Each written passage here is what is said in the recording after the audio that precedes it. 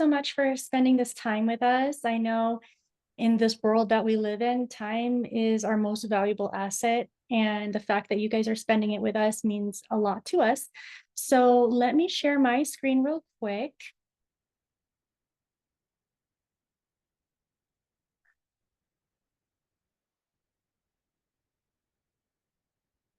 Jen, can you see it okay? It's perfect. All right, so I want to start by telling you guys a quick story. Back in 2022, or no, back in 2020, I was hired to help start another home health and hospice agency here in Denver, Colorado. But as Jen mentioned, this is actually the third company I've helped start, because back in 2008, I started a home health and hospice agency, and we ran that for about 11 years and sold it in 2019. So 2020, I'm hiring. It's in the middle of the pandemic. Everyone is quitting. Everyone is leaving. Things are getting shut down, just pure chaos. And a lot like you guys, I traded in what I thought was my 40 hours week for the nonstop, never-ending work. I wore every hat. I solved every problem. And I'm sure you guys can relate to this. I kept asking myself, if I don't do it, who will? Right? And so for 16 straight months, I worked like that. My health took a hit. My relationships were falling apart. I mean, I'm surprised I'm still married. And honestly, I didn't know what joy really felt like anymore.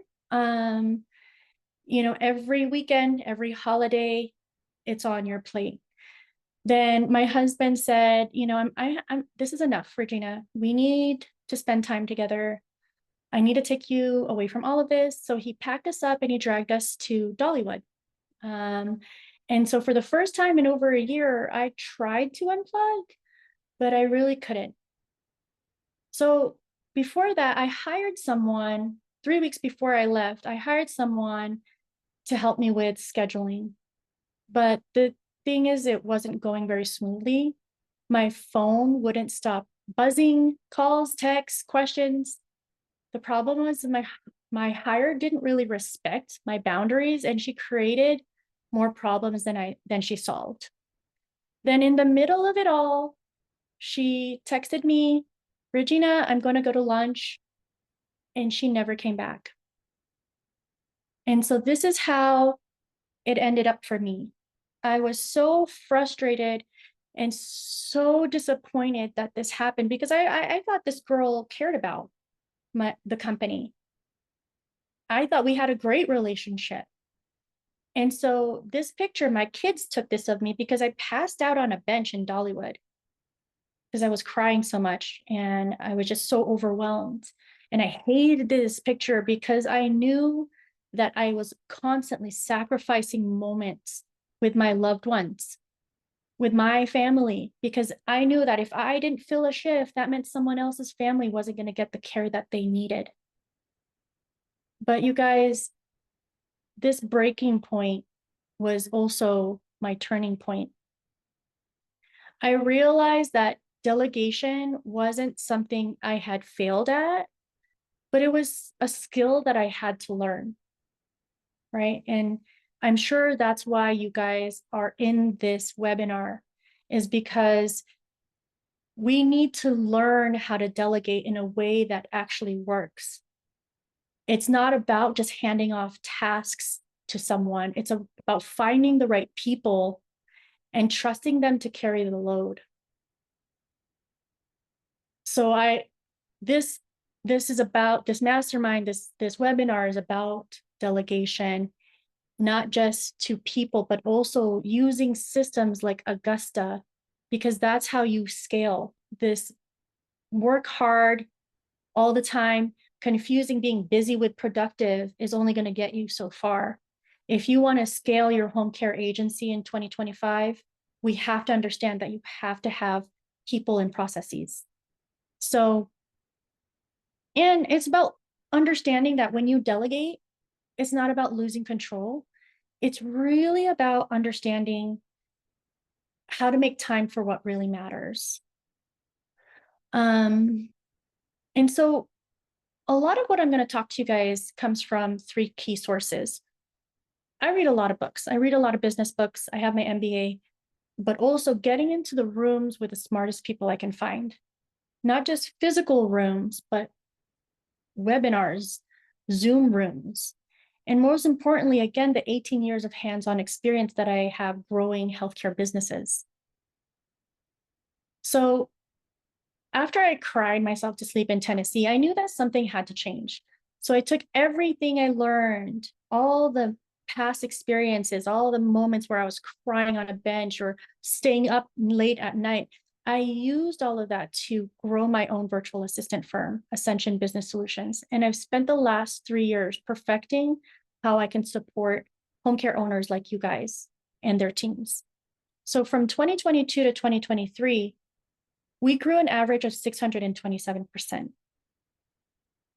But that wasn't beginner's luck, because in 2023 to 2024, last year, we grew again another 447%. By focusing on delegation and building a strong team while being process-oriented, we scaled our company from just having a few virtual assistants to having the privilege of providing life-changing opportunities to over 160 virtual assistants. And I'm so proud to say that we serve over 80 home care agencies from Hawaii to New York. We've earned the badge of being trusted providers and approved vendors for some of the largest home care franchises in America. Why am I saying this to you guys? I'm not saying this to impress you, but to impress upon you the power of delegation. It's the single most important skill that's allowed me to achieve this level of success while also helping entrepreneurs and their teams do the same. So if you guys aren't convinced yet, let's bring in the big guns. I'm a big believer in learning is earning. And no matter how busy I get, I always dedicate time to reading several books a month.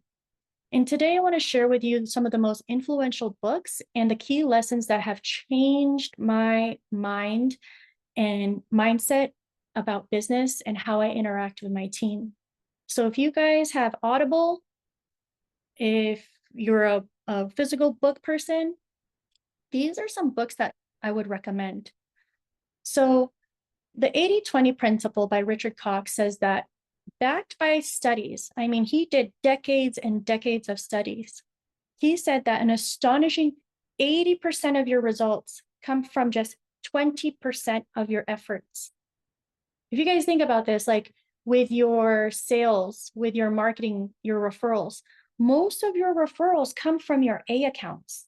So maybe 1 to 5, 6 different accounts that are really pumping all that business into your account, into your business, right? But the problem is that most teams and entrepreneurs, we waste our time on the 80% that does not move the needle, right? So this book will help you realize what is your 20%? What is the 20% that you do really, really, really well that requires your specific skills and experience? And it forces us, it encourages us to say, okay, the other 80% needs to be delegated, right? So as the owner, for example, especially for a new company, what is your 20%? It's cash flow. Revenue generating activities is your 20%. Your top team, your top leadership, what is their 20%? And how can we delegate the other 80% that will allow them to focus on the 20%? Buy Back Your Time by Dan Martell, you guys, is such an impactful book, because he says that you don't just hire people to get tasks off your plate, you hire them to buy back your time. Because again, time is your most valuable asset, so we have to outsource low value tasks. Because as owners, we're no longer paid to do things, but hire smart doers, right? The E-Myth Revisited, classic business book, it says that most small businesses owners get stuck working in their business instead of on it? Who's focused on strategic growth if you're stuck putting out fires every single day? He says to grow your company, you need systems and processes and teams to run your business without you being involved in every single detail, right? That's why we're partnering with Augusta. It's all about processes and people. Basically, delegation isn't just helpful, it's essential to building a business that doesn't rely on you 24/7. The goal is to build a company that runs better with or without you. And by embracing the art of delegation, you can not only scale your business, but reclaim some of your time. I mean, how many of us would love to just have dinner with our spouses uninterrupted, right? How many of us would love to go watch our kids play soccer or volleyball or softball and not have to be on our phones trying to fill a last minute shift? Or just spending time with our friends and have brunch without having to excuse ourselves every single 10 minutes because we're answering an email. Also, delegation, it can reduce burnout. So if you're an operations manager, an HR manager, or recruiter on this webinar, why do we feel like we're getting burnt out, right? It's because we're trying to do everything all the time. Delegation is a way for us to create a company that thrives with or without us being tied down. So another thing is that you notice that millionaires and billionaires, they have libraries in their homes, because all it takes is one good idea to change everything. And I'd love to share with you guys one of those ideas of the buyback loop of audit, transfer, fill. This idea has allowed me to level up again and again and again in my business. And so when I started my business, Ascension Business Solution, back in 2022, and to be honest, a lot of my adult career, I had this GSD mentality. It's called get shit done. That means I'm taking on everything myself, right? Does this sound familiar? It might be you, or it might be someone on your team. Someone that's always saying, I'm overwhelmed. I can't meet these deadlines. I can't meet my KPIs because there's just too much all at once. And what do I prioritize? So let me tell you why that mindset has to shift, right? Why wearing this, I'm super busy all the time, you cannot wear that as a badge of honor. So once I proved that using virtual assistants from home care was a hit, I got buried in emails, nonstop meetings. I had to do social media, recruiting, onboarding, and my company's growth stalled because, again, I was too busy doing everything instead of building systems and teams. We're going to hear that a lot, systems and teams. I realized that I wasn't running a business. My business was running me. And the lack of streamlined processes made me the bottleneck. My team couldn't do things that they needed to do because I had to give answers, strategy, solution, all of it. But here's how I turned it around. I implemented the buyback loop of audit, transfer, fill. I started by auditing my time. So some of you guys say, well, Regina, how do I even delegate, right? Excuse me. You start by auditing your time and identifying which tasks can be delegated. For all the control freaks out there, please use this time to do this, and I'll show you how. Then you hire key roles to take ownership of those tasks. I effectively replace myself every 3 to 6 months. So for example, I hired an first thing I got off my plate was admin. I'm not in my inbox every day. I'm not managing my calendar every day. So first things first, if you're not hiring an assistant, you are an assistant. And that's all you're able to be unless you implement this buyback loop. Then I hired an operations manager. She changed everything about my company. She trained my virtual assistants how to build SOPs, standard operating procedures for our clients. Having SOPs, you guys, is so important because you cannot be working from memory, right? So having SOPs ensures consistency all the time. Then she implemented systems for accountability and transparency. Like we send our clients end of day reports every single day, no matter what. So they can always see the value that we bring to the table. Then I hired a success manager, who handled onboarding. I didn't really like onboarding. So that's another thing you guys have to decide. Why did you get into home care? Did you get into home care because you love doing payroll and invoicing? Probably not, right? So that's a good indicator of something you have to delegate. And it took up way too much of my time. Then we hire a recruiter. They hired better and faster, and an HR manager who focused on creating these really top-notch training programs for each of the roles that my VAs filled. So, but here's the key. Each time I hired someone, it freed up my time as the owner, allowing me to focus on strategic growth. Again, my 20%. Initiatives like building powerships with people like Jen, right? Getting Ascension Business Solution to be recognized as one of the best home care specific virtual assistant firms in the country. I want to expand into every single state. I want to expand into new continents like the UK, well, countries. I want to get into Australia. I'm talking to Canada. But every time I transferred a task to someone who could do it better, faster, and with more passion, I filled up my time with higher value activities that can drive revenue and filled me with joy. So now you might be wondering, how does this apply to me? Right? Again, as the owner or as the top management, do you know what your 20% is? What are the tasks that are holding you back from your 20%? And again, if you're spending 80% of your time, 100% of your time putting out fires, managing day-to-day operations, or handling tasks that someone else could do, then how much time are you dedicated to growing your revenue, growing your agency, right? So if you want to reclaim your time and scale your agency, success starts with intentionality. And here's a really clear roadmap that you guys can follow to reclaim your time. Empower your team and focus on activities that drive growth.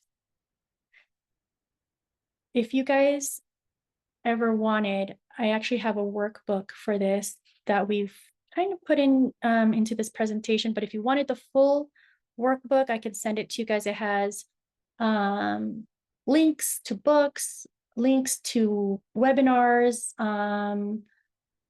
which podcasts would be helpful.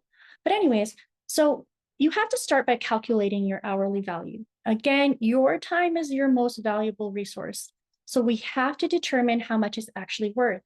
And this is how you do it. You take your annual income goal and divide it by the hours you work in a week and weeks in a year, right? So let's just say you aim to make $100,000, or let's just say you're getting paid $100,000. So you take that, divide it by 40, divide it by 50, then your annual income goal, your hourly value, is therefore $50 an hour, right? So when I left my corporate job, I was getting paid over $200,000. So my income goal is no less than $200,000. Then my hourly value is therefore $100. So, but you've got to ask yourself, am I spending time on high value tasks that are worth $100 an hour? Or are you focusing on low value tasks that you could easily delegate for $15 an hour?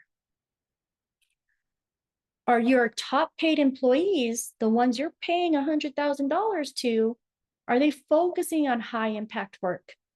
Or are they stuck on some things that can be outsourced for much less, right?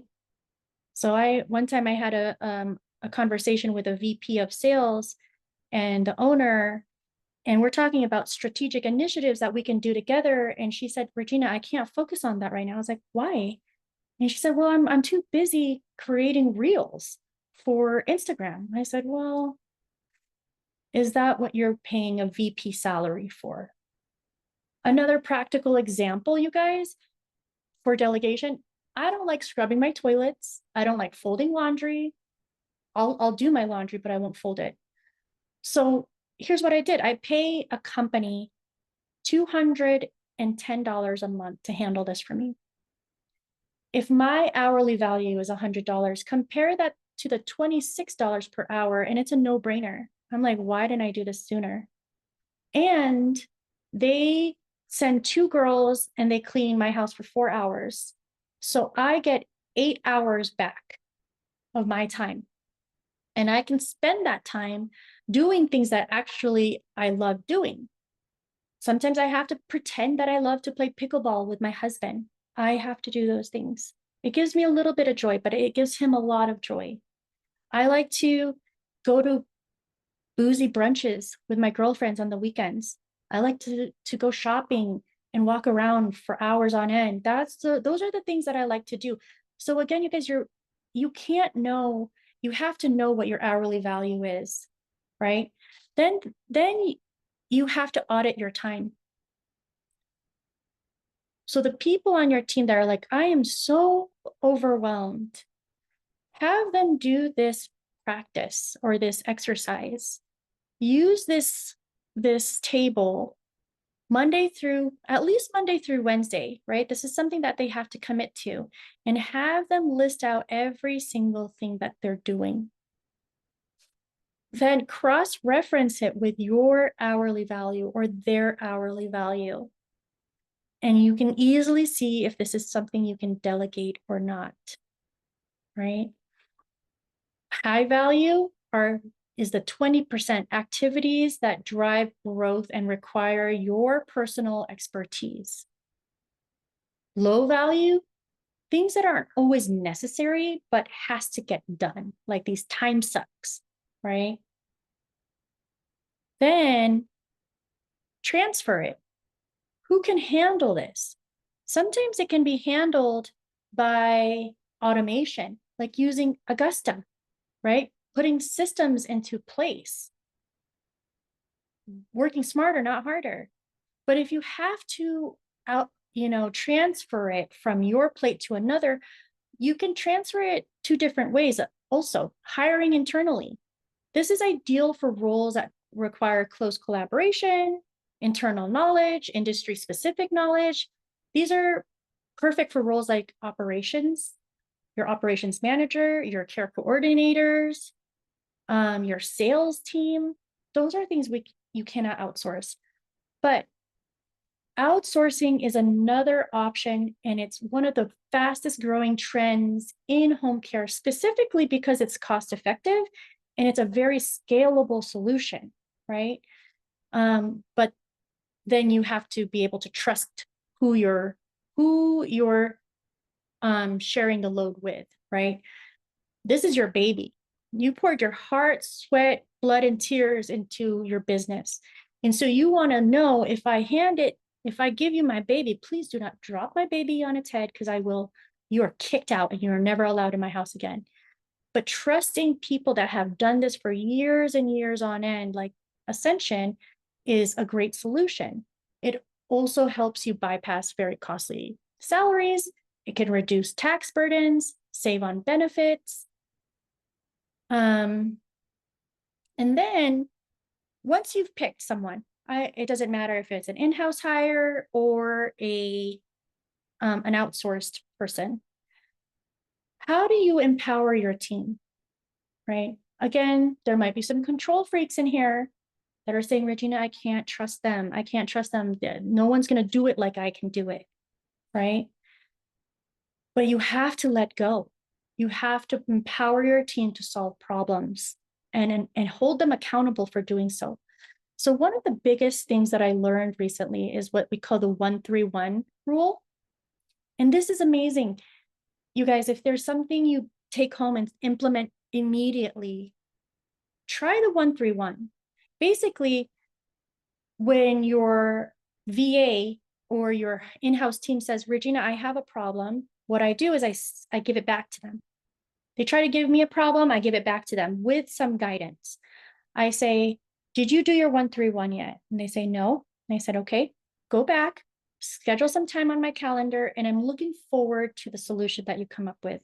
So the one says, you have to clearly identify what the one problem is, because a problem properly identified is half solved, right? It matters how we frame the problem. Then ask them for 3 solutions. Have them present to you 3 viable solutions to solve the problem. This builds their resourcefulness and critical thinking skills. Then have them give you their number 1 recommendation. Have them choose and explain the best options based on their research. And more often than not, they'll be able to discover the solutions themselves. You're pushing the problem down to your frontline workers because they actually have the most context, right? And you're building leaders, not just, people that want to give you all the problems. So 1-3-1. Then have them create and present to you SOPs. The standard operating procedures, again, you guys, this is so important to systematize and streamline how you do things, right? When they are presenting to you, record it. You can use Zoom to record things. You can use another application called Loom, Loom, L as in love, Loom. Have them present it to you using Augusta, using Swell Sky, using Indeed, or whatever different platforms that they're using, and attach that recording to the standard operating procedure, right? Have them, the SOPs need to look like children's book, lots of pictures, little arrows, circle this, highlight that. It's really like how to get from start A to start B. Then, you can implement end of day reports, right? Our virtual assistants send you guys end of day reports every single day. End of week reports. How many shifts did you fill? What did you do to fill a shift? If we do on call, how many calls did you get? How many outbound calls did you get? All these different things. How many intake calls? How did you process these leads? Everything, systems of accountability. This is the last one, you guys. Manage your expectations. It is so, so, so important. So a lot of you guys that are like, I can't let go of this. I'm the only one that can do it. No, you're not. You can teach someone. And again, you had them do the 1-3-1. They've created and presented your SOPs. They have end of day reports. Then you can say, how I manage my expectations. I say, if you can do it 80%, that's good enough for me. We can get them to 100% eventually, but in the beginning, if you can do it 80% of the time, that's great. Because if my success manager does it 80% of the time, which gives me weeks back, that's 100% better every single time. If someone can manage my inbox 80% the way I would do it, which allows me to have dinners with my husband, that's 100% better. So manage your expectations when you're delegating. This is a really important one, is identifying and avoiding the whirlwind. What is the whirlwind? It's this endless cycle of low value tasks that pull you away from strategic growth, right? It's getting dragged into countless meetings, having to last minute screen a flood of caregivers, coming into work exhausted every day because you were on call every holiday, every weekend, every single night, right? And the problem is sometimes we are the ones that willfully say, I'll do that because it's just going to be faster if I do it. But again, you hired a team. You've transferred it. You've empowered them. You've shown them. They've shown you that they can trust you. Don't take your baby back all the time. First chance you can get. Like, don't say, you know what, I'll just do it. And then all of a sudden 4 hours go by in a blink of an eye because you're so focused on that. So avoid the whirlwind, have the discipline to set back and trust your team, lean on the team that you've put in place, and stay focused on your 20%. I have time blocks in my calendar that's 20%. That's my 20%, 2 hours, sometimes 3 hours a day, time block for me, because I've placed team, I've empowered my team, right? I even ask my team to have time block for their 20%. So that way they don't have any excuses and say, hey, how come you haven't done SEO? How come you haven't improved our website? How come you haven't hired better, faster? Well, I'm too busy. No, we talked about this. I'm giving you time. I'm making time on your calendar for you to focus on 20%. Sometimes people don't want to focus on the 20% because the 20% is hard. It's like the hardest problems that they've encountered, right? But you're kind of forcing them, like, look, I'm paying you buku bucks to do this, right? And then you have to audit, transfer, fill your time with important things, tackling these back burner projects. It's time to implement Augusta, right? It's time to learn how to use Augusta to its fullest functionality. It's time to build power partnerships. It's time for me as the owner to get my own A accounts, my own rehabs, social workers, wellness directors, attending industry conferences. You guys don't understand. I go to these conferences 24 times, no, like 16 times a year. And how many times I see people run out of a conference that they paid thousands of dollars for because they have to pick up a call, or even worse, they're on their phones the whole time or on their computer the whole time. So they're not even able to absorb what these people are saying, and they're not able to stay ahead of trends and regulations, right? Expanding your services, developing specialized care. What makes you different than the 30 other home care agencies? Maybe you need a dementia program. Maybe you need a post-rehab acute program, right? Who's working on your brand and your culture? And then this is my favorite, investing in yourself as a leader by mastering a new skill like presenting, public speaking, how to motivate unmotivated people. Those are leadership skills. So here's my link, you guys. If you guys wanted to learn more about virtual assistants and how to leverage them in 2025, here's my information, and I'll pass it back to, I'll send this in the chat as well, but I'll pass it back to Jen.